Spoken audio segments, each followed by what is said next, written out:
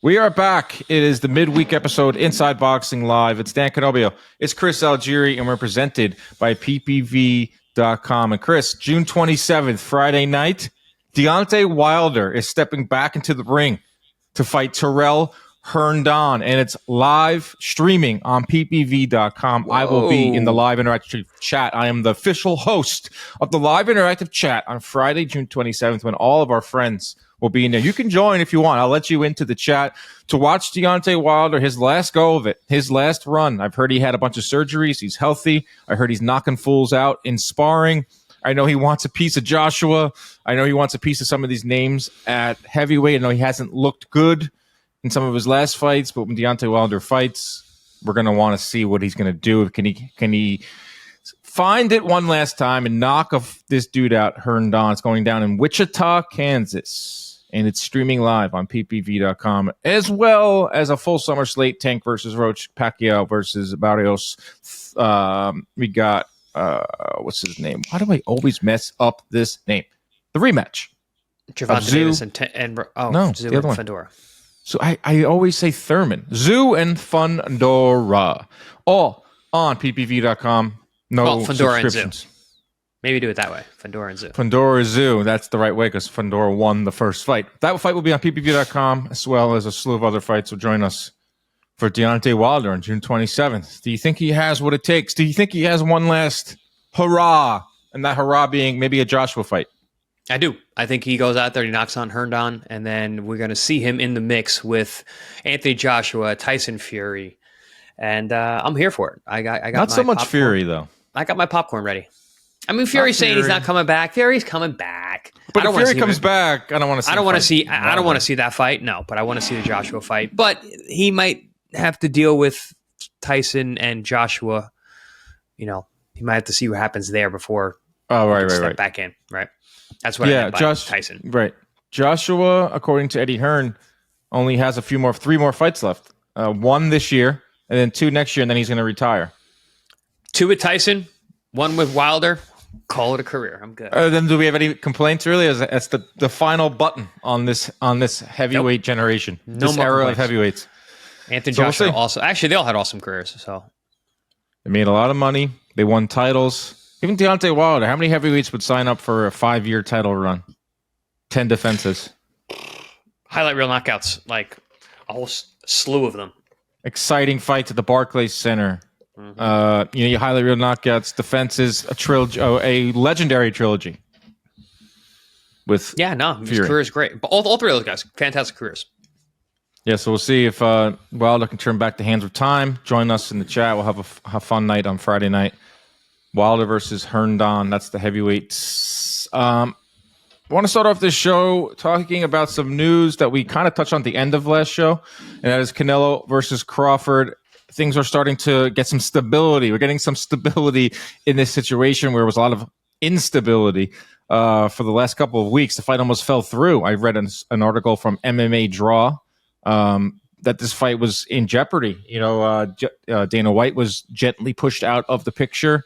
There was a UFC problem with UFC Noche being now moved down to from a pay-per-view to a regular fight night. A lot of hurdles had to be moved around, but now it looks like Dana White, doesn't look like, it's official. Canelo-Crawford will be streaming live globally on Netflix to 300 million subscribers September 13th, Saturday, and it will be in Las Vegas, most likely at Allegiant Stadium. We got some stability, Chris. They're calling it the fight of the century. I don't know about all that, but it's a big fight. It's the biggest fight on the schedule, and it's going to be on Netflix. And this isn't Tyson versus Paul. This is this isn't a circus fight. This is a legitimate title fight, as legitimate as you think it could be. Right. Thoughts? Comparatively super legitimate compared to Mike Tyson, 58 years old, Jake Paul fight. But I mean, listen, this is going to be the most marketed, one of the most viewed, maybe the most viewed fight of all time because of this Netflix deal. I mean, it's huge for boxing. At least we have two actual world champions, world-class guys fighting each other. Granted, they're 3 weight classes apart, which, for us insiders is not the best. I've had people text me, oh man, the Canelo-Crawford fight is going to be so good. I'm like, is it? I mean, I hope so, but it's, you got two older guys. What is Crawford? 37? 37 come fight time. I like to give two ages for guys. He's 37, 38. Canelo is 34, 35. I like that. Yeah. So you got two guys who are 35 plus ish, and 3 weight classes apart. I mean, we can't forget about that. 3 weight classes apart.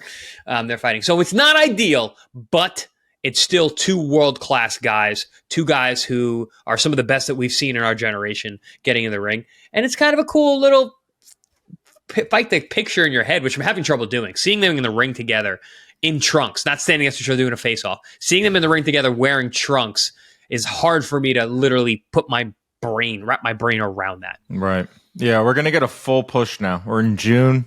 The fight is now official. There's posters. There's everything is official.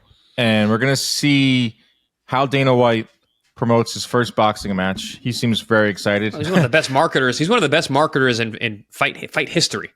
Let's see. I'm open-minded to it. I'm open-minded to what Dana White can offer. It's something different. I already saw some pretty cool things where like Shaq and Tom Brady on a rooftop interviewing Canelo and Crawford, like doing a podcast.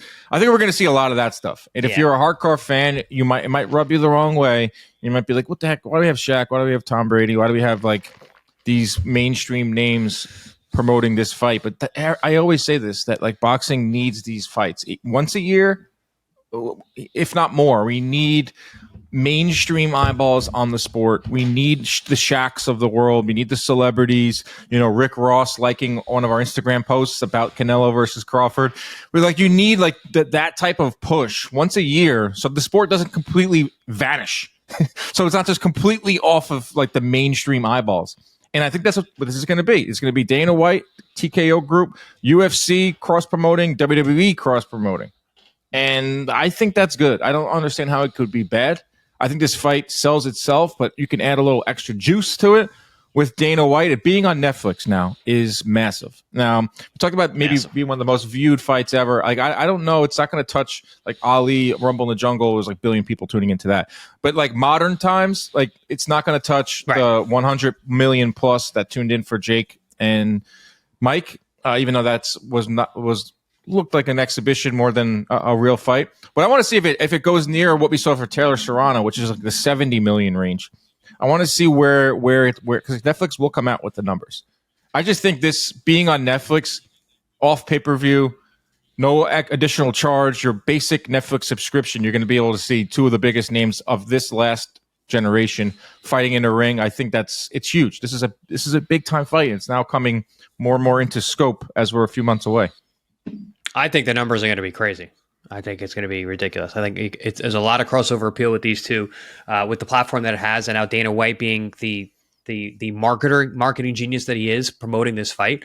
And like you said, the rollout, they're starting early. It's going to be intense. It's going to build all the way through. It's going to be fun, actually, the rollout. It's not going to be what traditional boxing fans are used to, what guys really like. We're going to turn our nose up at it because we do that. But it's going to be a lot of fun on the way there, and I think the fight's going to do killer numbers.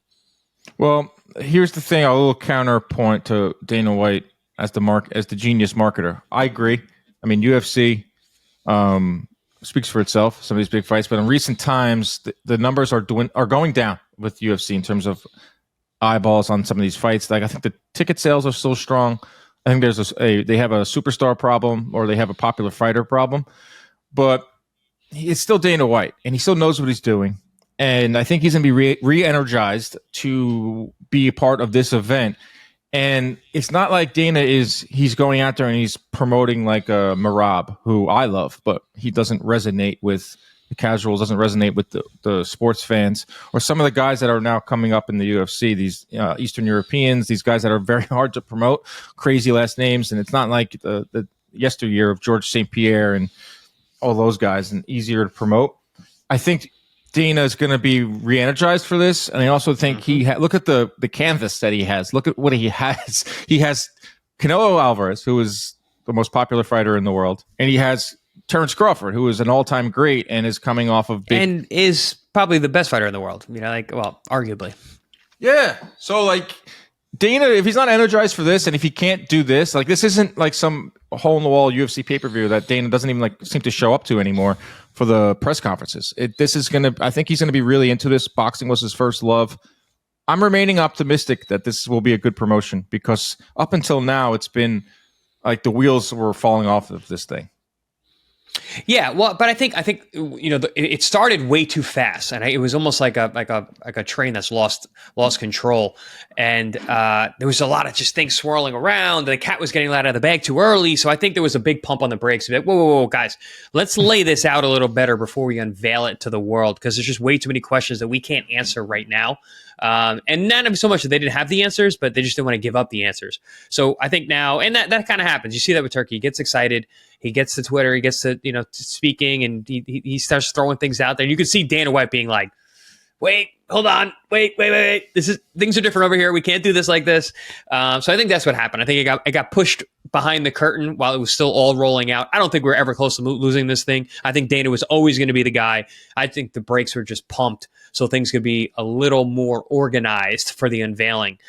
Because that's one thing about Dana, man. Like you mentioned, yeah, the UFC numbers are dwindling lately, but could that be that Dana's not as forefront as he used to? Is it that he's kind of like put it on autopilot because other people doing things? But this, he's going to be super excited for this. He was a boxing guy first. He says it all the time. He's been saying that since the very beginning.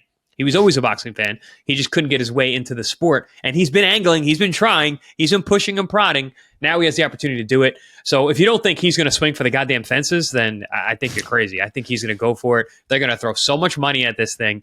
It's going to be insane. Is it going to work? Who knows? But again, I think it's going to be really fun on the way there. Someone that has zero stakes in it, I'm going to sit back and watch and take it all in. And to wait for Dana. Well, no, you do have stakes in this, Dan. You're a member of the boxing community. Oh yeah, of course. But you're in the boxing community. I am in the boxing community. Very important member of the boxing community, growing every day. Appreciate that, Chris. But this is one of the issues that I think we have in our sport is that we get these mega crossover fights, the Floyd Mayweathers versus Manny Pacquiao's, the Jake Pauls versus Mike Tyson's, the Canelo versus Crawford, and the whole world turns in. And they're never the best fights that can be made in our sport. It's always just a sideshow. Even Mayweather-Pacquiao was pretty much a sideshow. Like, it wasn't really a good fight. The fight was actually really not good at all.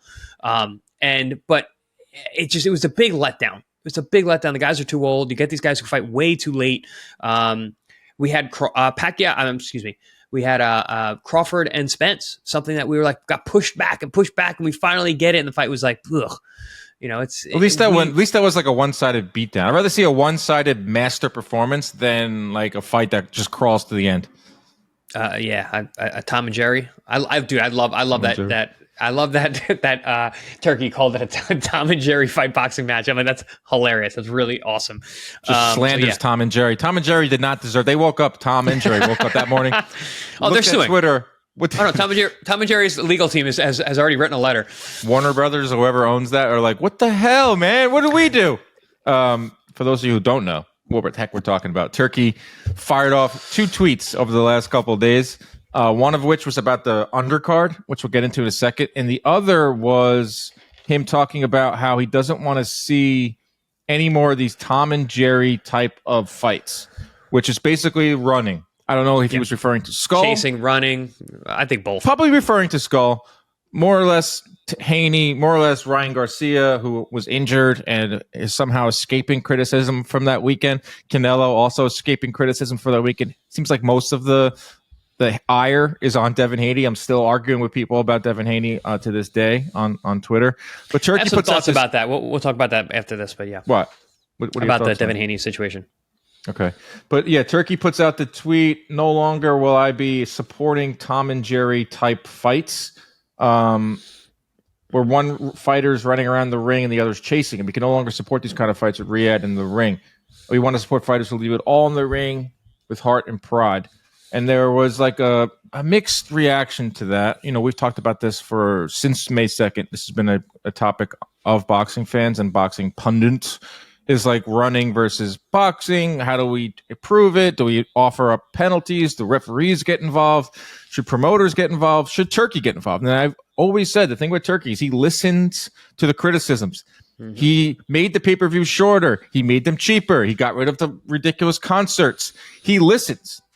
So he saw the backlash. And he adjusts. He listens and he adjusts. Exactly.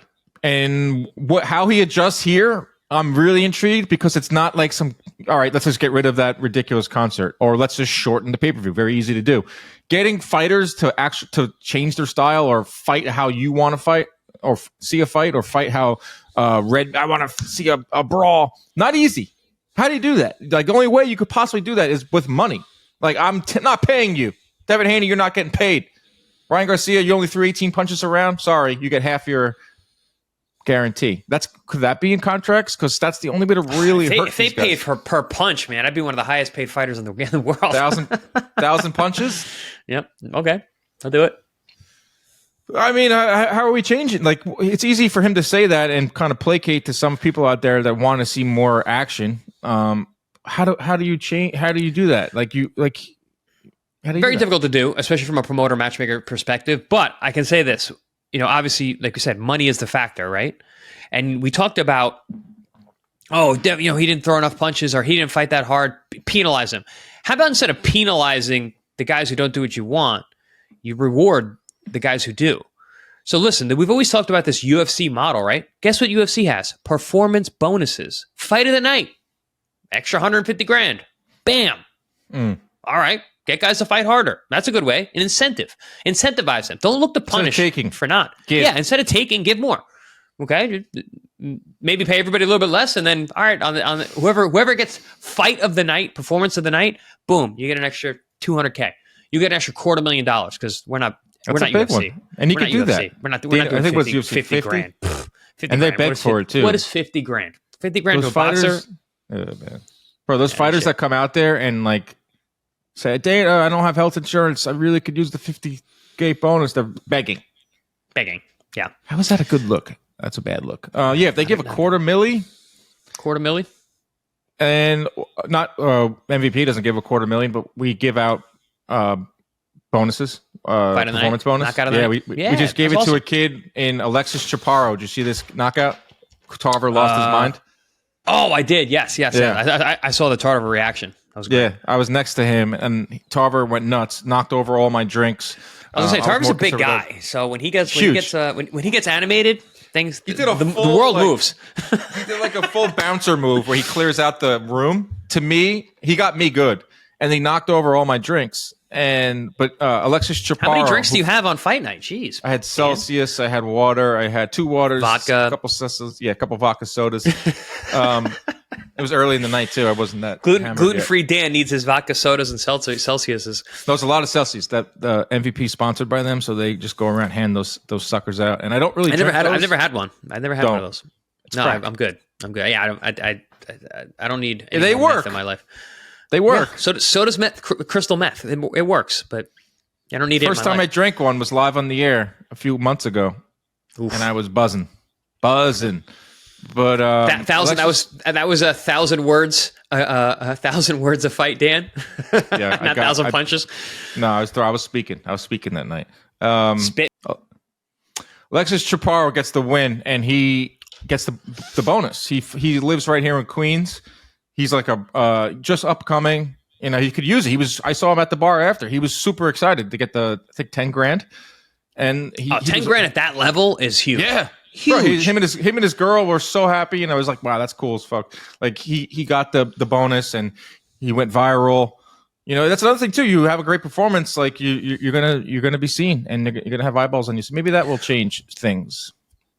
That was always something I said growing up. Like, not growing up, I mean growing up in the sport and performing and fighting as I went through my career. And I tell young guys this too. I'm like, you know what kind of unique situation a fighter has? You can go out there and have the performance of your life, and whether it makes you rich or not, the next day you're famous. You have the opportunity to do something on any given night in a ring that will never be forgotten. And that's just such a powerful thing for these young guys to understand. It's not just about the money. It's not just about, the belts. I always say that, the things you want to have when you retire from a fight career is, 1, yes, you want to be world champion. 2, you want to make a lot of money, life-changing money. You want to have money when you retire. 3, you want to be healthy. You want to leave with your health. And then this little extra, those are the 3 that you really need. But the extra caveat is you had at least one legendary night that will never go away.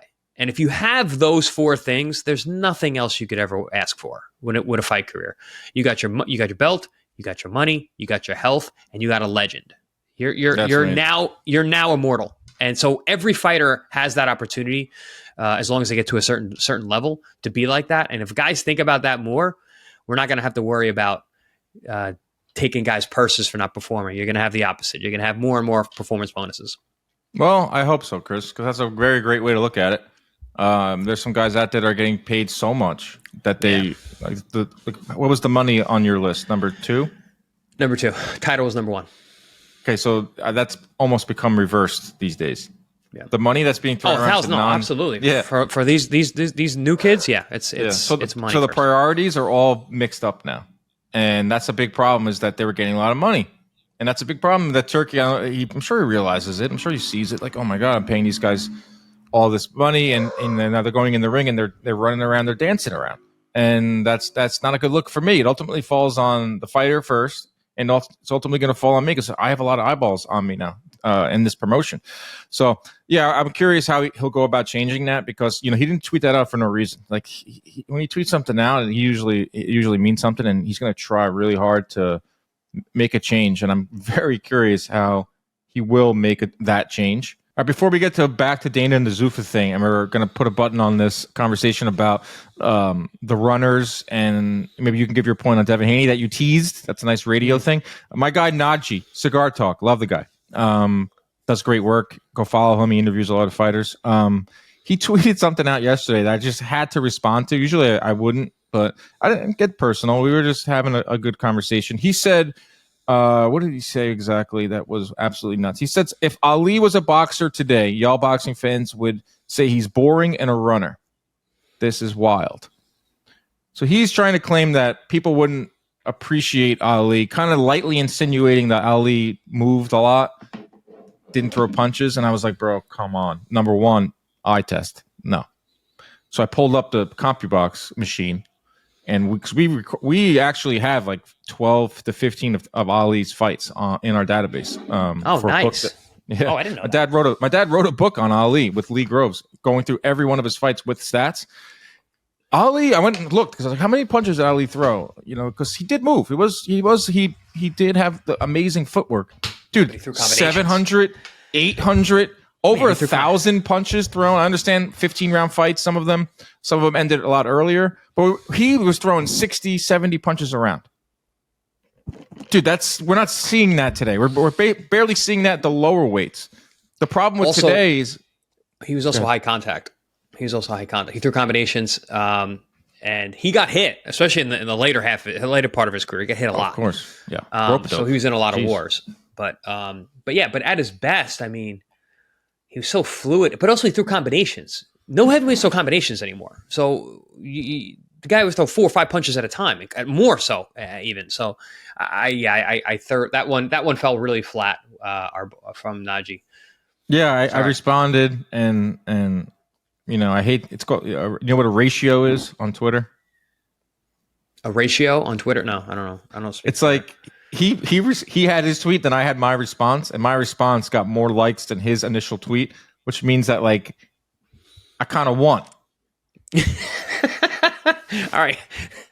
Because me and I kind of won. Me and him were supposed to do we were going to do some type of debate show.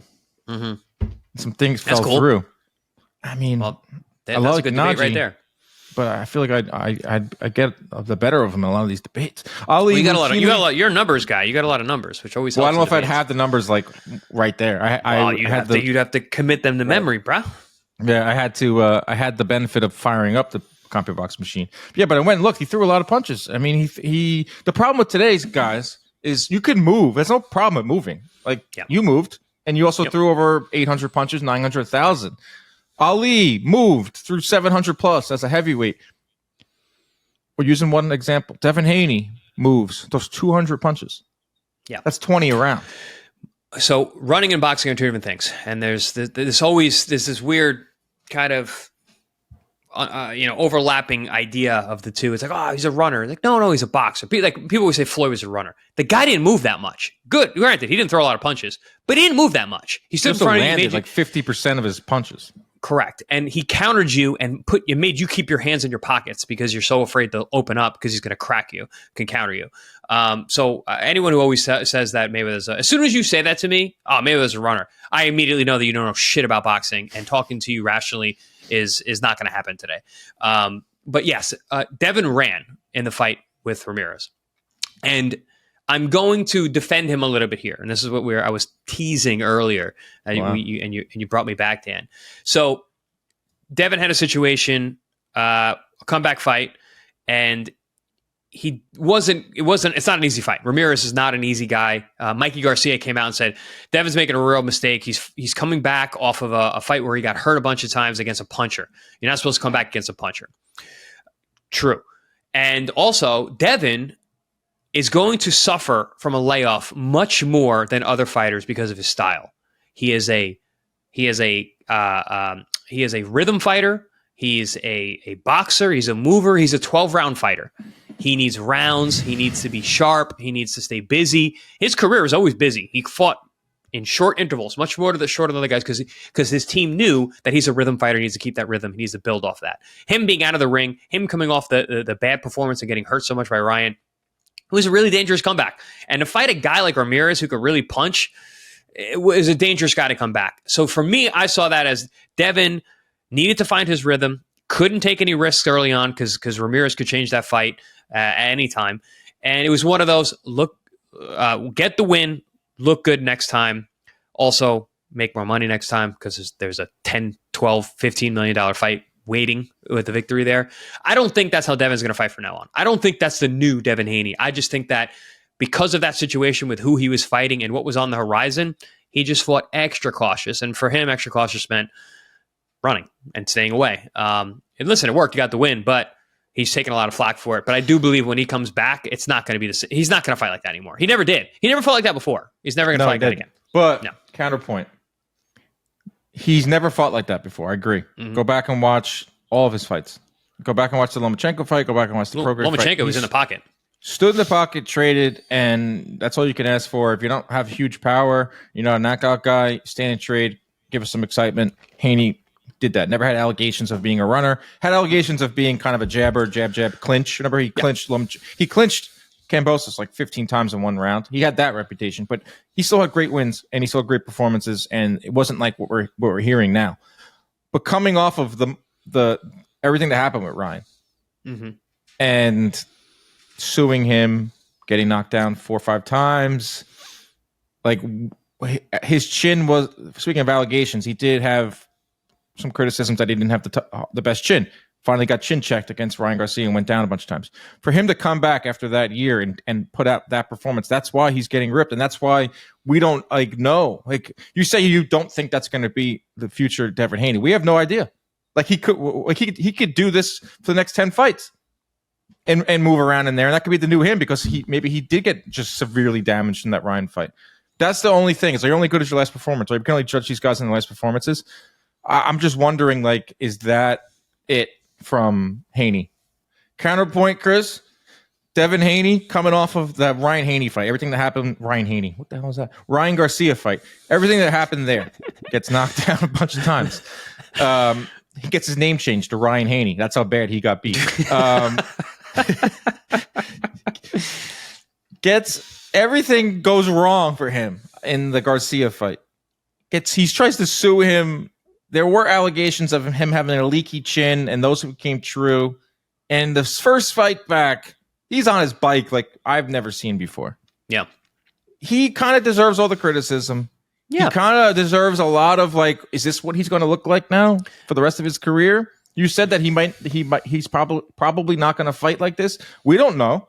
We don't know until the next one. But until the next one, we're going to say, oh, the last time I saw him, he was facing a puncher, yes, but the guy was ripe for the taking. Ramirez was ripe, and I was talking to Tarver about this. I like to get other people's opinions, and he called the fight. And he was like, man, Haney had a golden opportunity, and he just echoed a lot what we said. Golden opportunity to silence the last year of chatter. You had a guy in there that was just stationary at times, and you chose to just move, survive, because you had a bigger payout.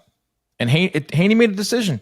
He made a decision that night, and now he has to deal with it. I hope that he comes out and fights like he did against Lomachenko in those fights because he was great in those fights. I don't know, man. I mean, with Turkey coming out and saying, I don't want any Tom and Jerry fights, I mean, that seemed like a shot directly at Haney. And that's how I think a lot of people are taking it like that. And that's my point, is that, all right, you fought that way. You deserve all the criticism you're getting, but now you're going to make an adjustment. And I think he's going to, because not only I thought he was going to do it anyway, but now that Turkey's coming out and saying that, where people are literally looking at Devin as being the culprit of why, he's the poster boy. He's the poster boy of this new idea that, listen, you got to stand and fight. So he understands what's going on. If he wants to continue doing business with Turkey and Riyadh, listen, he's going to change it up. But again, I think he was going to change up anyway. We've never seen him fight like that. I think it was just circumstantial because of where he was coming from a boxer's perspective and who he was fighting. It does make some sense in hindsight. Not the thing that I would do, not the thing that Antonio Tarver would do, but it's what Devin Haney did that night. And he's got more questions to answer moving forward. He's the poster boy, not Canelo, who threw less punches. Not Skull, because who gives a damn about Who Skull, gives a damn about Skull? We'll never see Ryan Skull Garcia, again. Skull, get out of here. And not Ryan Garcia, who comes out of injury. Ryan just shit the bed. He just didn't show up. He couldn't fight. Well, he was injured. He couldn't perform. If you believe that.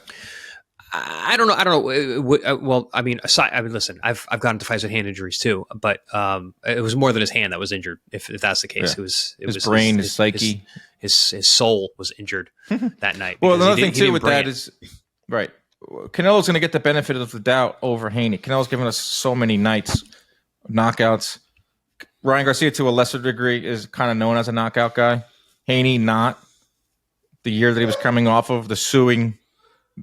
His dad, like, there's so many factors, and here we are talking Devin Haney, but I understand it comes along with the Turkey tweet, and it all plays into it, and I'm curious to see if he'll fix it with money, because that's what Turkey seems to do, throws money at big events, and the only way to really get the attention of these guys is to hit them where it hurts. Not a punch, not a body shot. Not in the liver, not in the groin, in the bank account. That's how you enact change. That's how you enact change. Boxing, yes. Yeah. Well, especially with Turkey, he's like, I can give it and I can take it away just like that. You guys are getting 10 times your original purchases. You want to go back to that? You better fight for me, damn it. I had it in my career. Guys wanted me to fight. Promoters wanted me. They wanted me to be a defense. They wanted me to go across the world. They wanted me to go this. I was just, all right, bring your checkbook. That can make everything happen. Just bring the checkbook. We are prize fighters at the end of the day. I had an ace in my pocket because I was always willing to fight anybody. So I didn't really need to hold out for money. I just did because I got smarter as my career went on. But because I was like, oh, you want to fight this guy? Yeah, I want to fight. I like to fight. I want to fight the toughest guys around. Later on, I realized that, whoa, if I hold out a little bit, I can actually get paid. So I got paid a lot more in the last portion of my career at the beginning for that reason. You got to hold out. Nothing wrong with that. You got to be willing to walk away. That's one thing I learned about negotiation. I learned that negotiating in Canal Street in high school when I was buying fake purses. Made that trip to Manhattan with the girl? Yeah, from buying my girlfriend's fake purses. Plenty of those. Always be okay to walk away. Always be okay to walk away at 15 Just walk away and see what they come back and see those guys will chase right after you to get those dollars. Especially see a white dude coming down the street from Long Island. Long Island, baby. From Long Island. Long Island. So Dana White is involved now with this. Zuffa Boxing is back, and that might be the name. TKO Boxing is not going to be the name. It's probably going to be Zuffa Boxing. Zuffa is the parent company. They own the UFC. Started in 2001 with the Fertitta brothers. Zuffa is the name, and then you can go back to 2017. One of the first interviews I ever did in this game, this media game, was with Dana White, and he was wearing a Zuffa Boxing T-shirt. And it was the Mayweather-McGregor press conference. And I remember asking Dana White about that. I remember asking Dana White about Zuffa Boxing, what he thinks Zuffa Boxing could look like. And that was in 2017. And he's like, yeah, I'm thinking about dipping my toe into the boxing world. That was the answer that he gave me in 2017. Obviously, he started and stopped numerous times, just blew it all up. But now he's in it. And I'm hearing a lot of things that, this boxing league, for lack of a better term, that's going forward. Like, I know some things that are happening behind the scenes production wise, and they're rallying troops, having people move out to Vegas, and that's happening. Like, this is the beginning. we heard about this, that this Canelo-Crawford would be the official start of Zuffa Boxing. It's here, and we're going to see how they handle this, and then to a lesser degree put together their secondary programming, which is the league. Yeah, and like we said, like the rollout for this fight is going to be, I think, very fun and cool, but also we're going to get more information on the league moving forward and what this thing's actually going to look like. Again, those preliminary reports that we had a few months back got everybody in uproar, but get ready for the uproar to happen again, because as we get more information leading into this league, there's going to be a lot of people on both sides. Oh, it's good for the sport, it's bad for the sport, it's this, it's that. But we'll be here to talk about it, and that's for damn sure. We'll get as much information as we can as we go. But more exciting times ahead of us in boxing, as always. Never sleeps. Dan and I just basically we're down to like 5 hours a night because we just have to wake up and be ready to get ready for the show. Yeah, just like, oh, what'd I miss? It's been Zuffa Boxing. It's been 5 hours. Dana White, he's tweeting. So Dana White's back. Yeah, this is I don't know. I think it's gonna be it's gonna be a fun 6 to 18 months seeing how all this all plays out, and then it'll be another fun 6 to 18 months and whatever. Another tweet 6 to 18 Turkey. years. Yeah, exactly. It's going to be, all eyes are going to be on it, and it's the biggest fight on the schedule. Is Crawford and Canelo.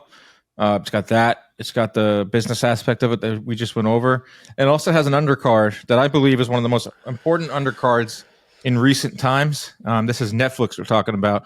Look what it did for Katie Taylor and Amanda Serrano. Not that they needed any more juice. Look at it did for Mario Barrios. Mario Barrios has a Pacquiao fight out of it. Amanda Serrano and Katie Taylor have a third fight out of it and another fight on Netflix. It could do wonders. And that was 100 million people tuning in to watch Tyson and Paul. I think this will do under that, but it's still going to be huge. So who's going to be on this undercard? And Turkey tweets out, the world will be watching. I want to load the undercard with young, hungry fighters who deserve a chance to perform under the bright lights. Here are some of the names that I want to see. Junto Nakatani, if you're interested, please, you know how to find me. Christian Mabili, Muhammad Alakel, Rito Tsutsumi, Justin Valoria, Emiliano Alvarado, Jamar Talley, Abdullah Mason, Nishant Dev. That's a list. Interesting list. Mabili, I get. He's exciting. He's always in a good fight. Always brings it. I from where he's coming from, especially in the tweet about the Tom and Jerry, you ain't got no Tom and Jerry performances from him, Billy. So I get that. Jugono Nakatani, that's a no-brainer. The guy is I think he's one of the best young fighters in the world today. Absolute monster. Looked great last week. So Justin Valoria, I've called. He's only got 9 or 10 fights.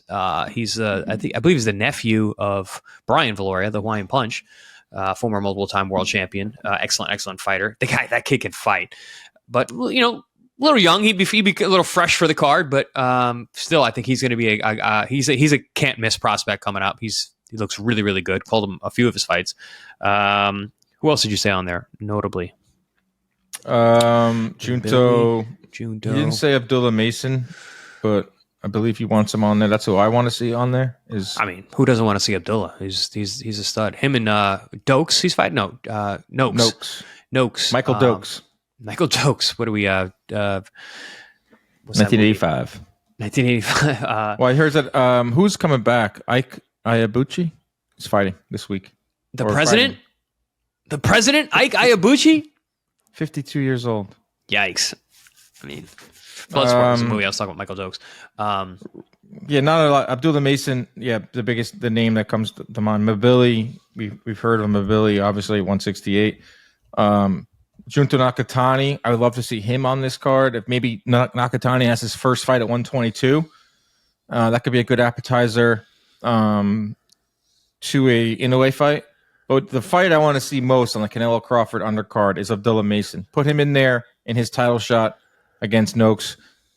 This is how you build a star. There's going to be the most eyeballs on this fight. People are going to say, wow, who is this guy? He's 21. If he puts on a great performance, which he should, it's going to get even more momentum going. This is how you build a superstar. Top Rank should give it its full blessing.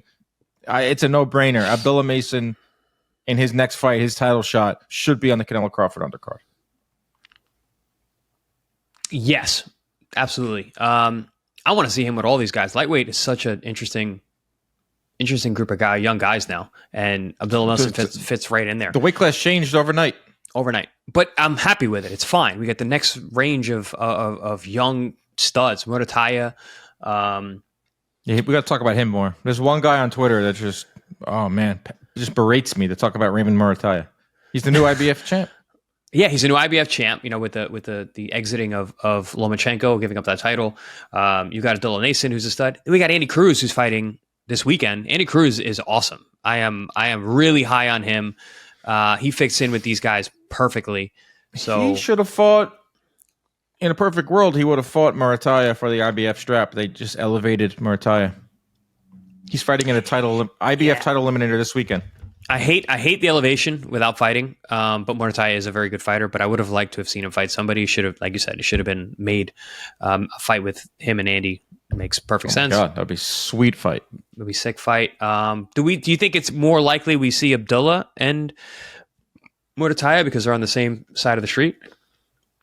I mean, nothing would surprise me. Well, not next. Abdullah's fighting Noakes. That's pretty much set. That fight could slide right into the undercard in September. He just fought last week. He's probably not going to fight till September anyway. Top Rank doesn't have a broadcast. They have a broadcast on. We just don't know who it is. And so... none of these promoters are going to stop their fighters from fighting on this card. I'm part of the broadcast team. I just don't know who it is. They're keeping it very under wraps. Like Top Rank has a plan. We just don't know what it is. Very tight to the chest. Everyone wants to be on Netflix. I was just watched a clip from Andrew Marchand, who's like a media reporter, and he had this guy on. Like the NFL is on Netflix, but they're the only, and WWE. And like the NBA is trying really hard to get a package on Netflix. Every sport is dying to get there because that's the biggest streaming service. They have 300 million. That's more than every other streaming service out there. Crazy. And boxing is in, which is crazy because boxing is an event sport. Like they want events. They want NFL has the Christmas Day games. That's an event. Tyson Paul event. Boxing is an event sport, so they can go through Netflix and shop and say, yeah, we'll take Crawford Canelo, we'll take Taylor Serrano. We don't want a fight night on a Friday. We don't want an undercard type of fight. That's fine. Yeah, it's not a grassroots network. It's not what it's for. It's for massive events. And that's great. Boxing, which has been discarded numerous times. How many networks has this sport been on in the last 10 years? All of them? All of them. All of them? All of them. Ever since, and Canelo's, I was just thinking about this. Canelo's fought for literally, he might be in the running with you, Chris. Showtime, ESPN. I'm pretty sure Canelo fought on ESPN. I could be wrong there. Showtime. You had to have one fight on Friday Night Fights. He might not have. Okay, I don't know. That one's questionable. Showtime, DAZN, HBO, now Netflix. Is there any others for Canelo Alvarez? TV Azteca, obviously, over in Mexico. You hang around long enough, you'll find on every network. But Netflix is in the boxing business, and that's a great thing. This is huge. This could be a landmark night in terms of making new fans, bringing back some old fans, excitement. So the undercard is very important. I think Abdullah Mason has to be on it. I also think there needs to be like a bigger name than some of the names that Turki put out there. But those are like, all those guys have some affiliation with him, I feel like, business-wise. And there's going to be a lot of slots. Like for the Tyson Paul, there was like a YouTube portion. There was like, I think there'll be like 6 fights, maybe 7 total. So you could put some of those names that he mentioned on that. But I think like the co-main, if it's not Abdullah, it has to be like a bigger fight, like a Taylor Serrano level type of fight. And then that opens up all possibilities. Yeah. Long pause. Long pause. I'm thinking about. I mean, you didn't leave me open. Thought you much. Froze. You didn't. No, you didn't leave me open for much on that. Well, I was where I left you there was with we need the co-main event. Abdullah Mason's great, but I think it has to be bigger than that. I think it has to be like a legit heavyweight fight or like a Teofimo level. I don't want him to get that spot. Like a name, like a big fight. Like this is it. This is your huge introduction as TKO. Like you got to go big. I'm thinking now who could really fill in that spot. You know, And you don't have to worry about promotional clicks. I mean, what you have to worry about is timing and dates. Well, it's interesting that Turki brought up Billy. Because he can just be like, go to his promoter and say, hey, you're getting this. Well, your rate will give you your flat fee, and your guy's fighting on the biggest card of the year, and you don't have to worry about promotional problems. What you have to worry about is scheduling. It's like if a guy, we have to look for guys that have fought around now and are fighting maybe 3-4 weeks from now. That might be the cutoff. Unless what about Ben Eubank? Eubank could be on this. Don't you think they want that in the same spot, though? I know what you're saying. I do. That's a big fight. I do, but like it's a big fight that would be get a lot of. But is it no? The question there is: has it gone beyond domestic level? Is it world renowned enough that you could put it on the undercard of that? Because listen, I think Eubank, if Eubank beats Ben again, which he probably will, I think he gets a Canelo fight in the next year. I was just looking at a video of Eubank in the gym. He was hanging out with Abdullah Mason. Yeah, I saw that. And Eubank's in Vegas. Fit. He's in Vegas. He's getting a Canelo fight, 100%. Take it to the bank. You froze. I lost you. What'd you say? I said he's getting the Canelo fight. You could take it to the bank. What the fuck is this noise? I said that. I've been saying that. The Canelo Alvarez Chris Eubank fight is going to happen. I think it would be cool if Canelo went to Wembley to do the fight. It's kind of like a send-off tour to go fight those guys over there. But that fight happens. But do we want to see Billy Canelo? Because it's that could be another fight that we've talked about. That fight, I think that's another fight that I think could happen. So if you put him on the undercard, as the co-main, trying to set up that Canelo and Billy fight down the line. Billy, him being on that list is like, whoa, like that's weird because of all the names. And like, it's a weird call out. Yeah. I'm looking at the pound for pound list. Usyk's not fighting on this card. Inouye's not fighting on this card. Crawford is fighting on this card. Bivol is not fighting on this card. Beterbiev's not fighting on this card. Bam Rodriguez, probably not. Bam. He's fighting in July. It's kind of quick. Canelo's ranked 7th. Benavidez is not fighting on this card. Junto Nakatani, yes, I believe he will fight on this card. Shakur. That's a quick turnaround after the Zepeda fight where it's going to be a high contact fight in those hands. I don't know about those hands coming back that quick. Tank Davis, no. Just go through the weight classes. Like 140, no one really done. Big fight at 140, 147. Well, like Tio Tio imploded the work with Riyadh, so that's not happening. Yeah, it's pretty stupid. But I wouldn't be shocked if he somehow ended up on it. I don't know. He could. There a lot of things could be forgiven. Like Boots Ennis versus Virgil Ortiz. Nice. That could see that co-main event. Finally, 154. Do it. What about Virgil and Murtaza Aliyev? Unification. Virgil and anyone. Yeah, that intrigues me. I think Boots that's a worthy Ortiz fight. Intrigues me more. 160, like Janibek versus Adames. Like Janibek's pushing really hard for this. That could be on the card, but I don't see that as co-main event level. Everyone's trying to get on it. Tevin Farmer sent out a tweet. I want to be on this card. Michaela Mayer put out a tweet. Janibek put out a tweet. Adames. Everyone is now like Turkey put that tweet out there. Everyone replied. All the fighters like, I want to get on. I get it. Shoot your shot. Will that happen? Well, Turkey literally said, you know how to find me. So it's an open call. So of course, shoot your going shot. Through all the weight classes, like Nakatani, I can see him on here fighting a title shot or going up to 122. Man, you should throw your hat in the mix. You get in there. You could probably. Should I fight Ali Sekbak? You could probably, Let's get a media members set up fight. Ali Sekbak reporting. Smack him around. Yeah. So that's the latest with this whole hoopla. It's a big hoopla, and we're just beginning. It's only June 12th, and we are July, August, so 3 months away, almost to the weekend.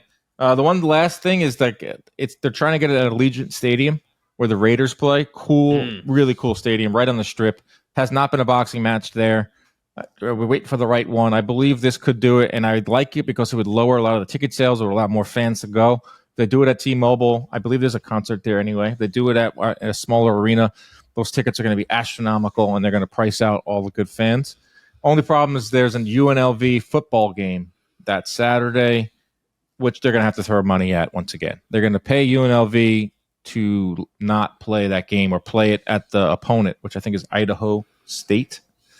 So, sorry, guys. You're going to Idaho that weekend, and we'll get you on the flip side.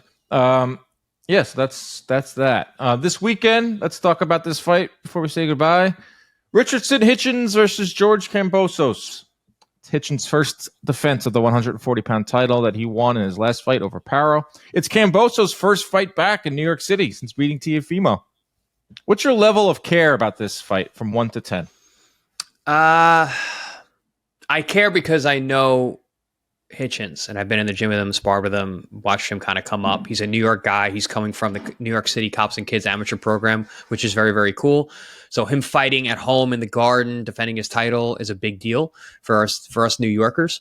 So as a fellow New Yorker, I am excited. But in terms of the matchup itself, the fact that George Kambosos is getting another shot, failing upward throughout his entire career. The guy is living off of that one epic night and amazing performance against Teofimo Lopez, which I tip my hat to him. I was there that night. He fought beautifully. Really, really awesome fight. And he's a good dude. He's had a great career, but at this point, he's essentially just fodder for Hitchins. I don't see this fight being competitive.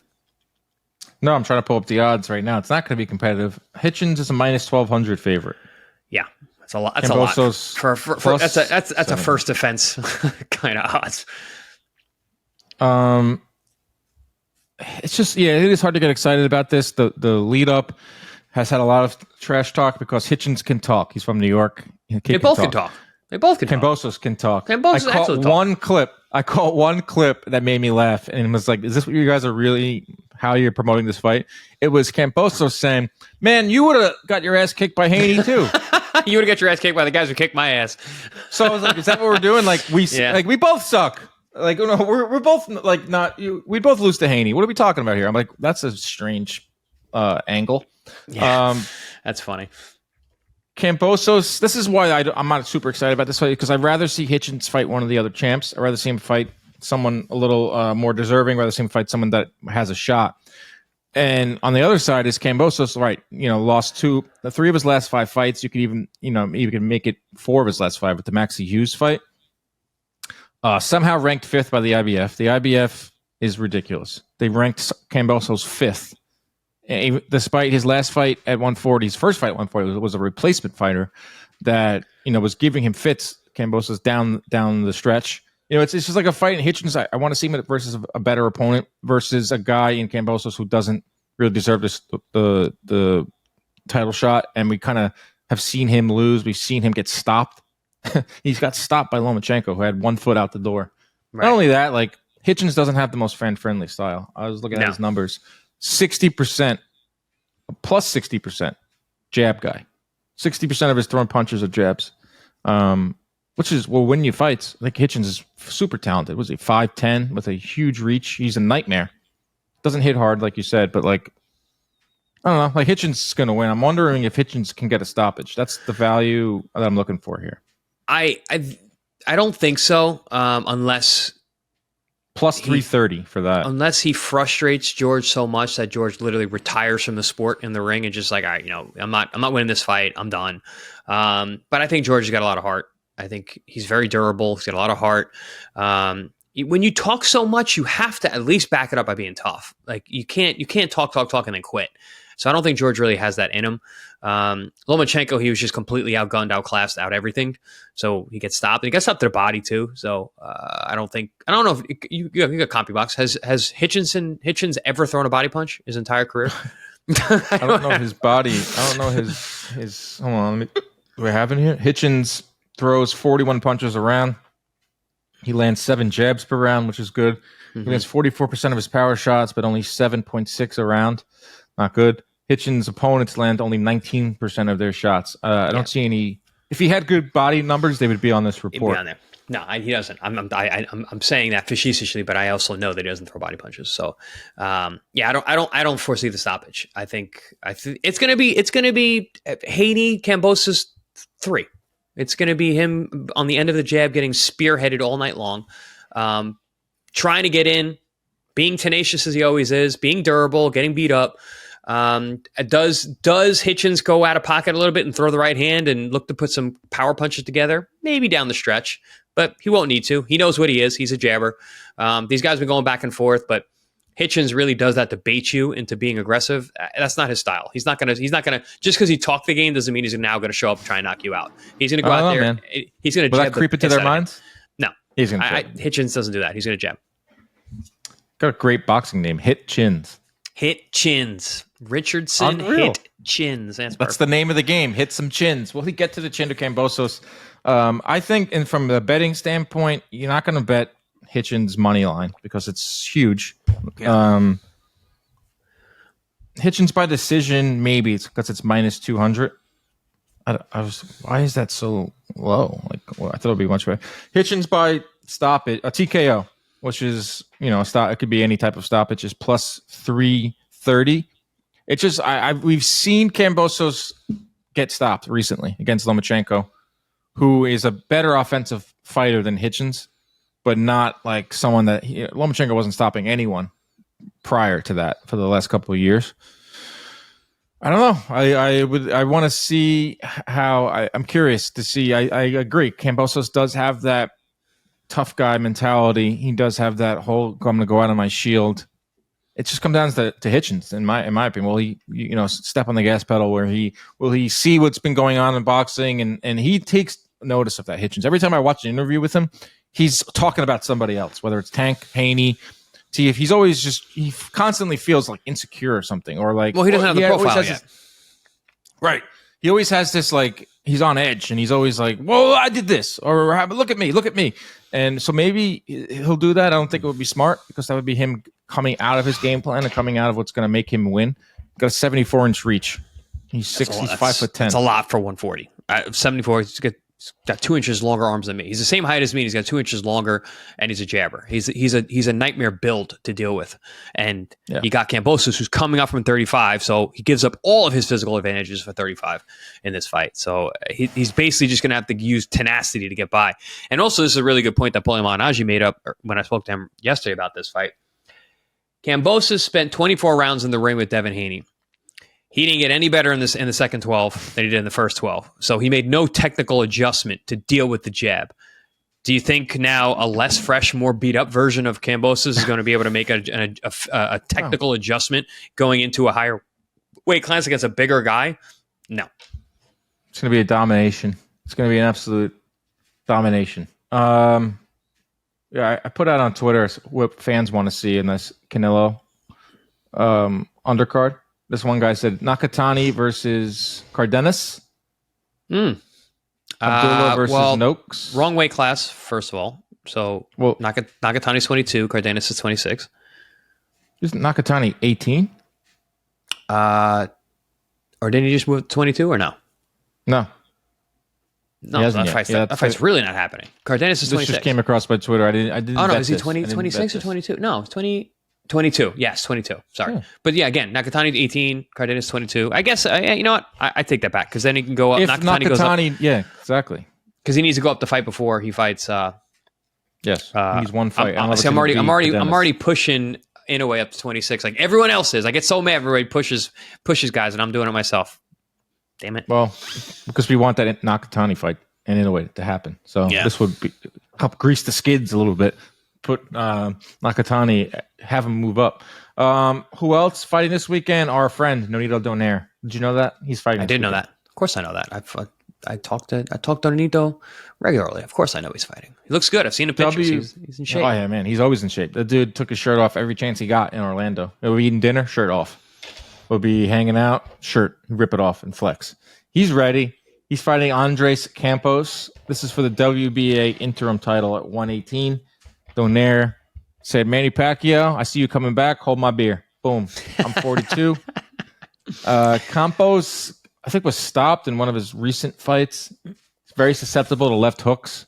As we know, Donaire has one of the best left hooks ever. Yeah. So... And that's the thing I was saying that yesterday too. Is Nonito, even at his advanced age, which we know he can still box and he keeps himself fit, even if he couldn't fight, he can still punch. So he's always going to be in a fight because he can knock anybody out at any time. And the fact that he's still fighting at, what is he, at 118 still, is out of control. Like, it's crazy. At like 42. He's 42 years old. He's still making, like, his original weight class, essentially. I just don't want him to get hurt. I know. Love the guy. I like working with him in the booth. He's already established as a Hall of Famer. Doing this because he loves it. You know, he still has that fire, obviously, ripping his shirt off at dinner. And he thinks he can get a title shot. Like, WBA is back to their doing WBA things, giving interim he can definitely get a title shot. He wins this fight, especially by knockout. He steps right back into a big fight. He's the interim, which is crazy. Like, yeah. So, good luck to our friend, Nonito Donaire. Come out with a win. Also all the way over there. Also one of the coolest guys in the sport for people who don't know him personally. Yeah, he's wild. He's so much fun to hang out with. Good luck to him. Enjoy the weekend, everybody. If you're going to bet with your head, not over it. Use DraftKings. Enjoy the fights. We'll be back. We'll be back Monday, I believe. Sunday, Father's Day. I'm going to be heading back from Boston, going to the Yankees-Red Sox game. Nice. It's going to be 60 degrees in Boston and rainy. Ooh. 60. Ooh. High of 60 in Boston. What is going on? Ew. What is it in New York right now? Right now, it's 87 degrees right now in New York City. Good God. Beantown. We're dropping down to 60. Up? Why? And we have really good seats. Going with my dad. Everything's booked. I was like, let's just go. I was like, well, we're a hoodie. Like, we still have, Bundle up, bud. Bundle up. First row seats behind the plate. I'm like, we're going. We're going. So we'll be back Monday with a new episode. Enjoy the weekend, everybody. Chris, any final thoughts for our faithful listeners? No, man. Just tune in. That's just there you go. Just tune in. Keep tuning. Tell your friends. Also, actually, we never say this. Like, comment, do all that. We never tell you guys to do that. Please do that. No. Just press the like button. I know we're supposed to tell you guys all the time, but please doing that. Press the like button. Tell people about it. If you like the show, tell your friends. We need more listeners. So yeah, always come to the best boxing show in the world. Protect yourselves at all times. Keep your hands up at all times. Stay out of those DMs. Good night.